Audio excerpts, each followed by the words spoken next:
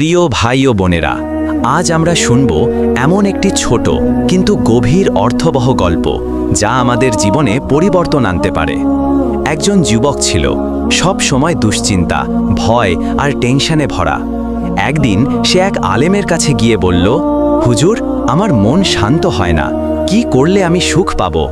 হুজুর হাসলেন এবং একটি ছোট পাথর হাতে দিয়ে বললেন, এই পাথরটি নদীতে গিয়ে ছুঁড়ে ফেলো, তারপর ফিরে এসো। যুবক নদীর পাশে দাঁড়িয়ে পাথরটি ছুঁড়ে ফেলল। পাথরটি ডুবে গেল আর নদীর পানি আবার আগের মতো শান্ত হয়ে গেল। হুজুর তাকে বললেন, দেখো, দুশ্চিন্তাও এর মতোই। তুমি যখন আল্লাহর ওপর ভরসা করে তোমার টেনশনকে তার কাছে ছেড়ে দাও, তখন তোমার মনও এই পানির মতো শান্ত হয়ে যায়।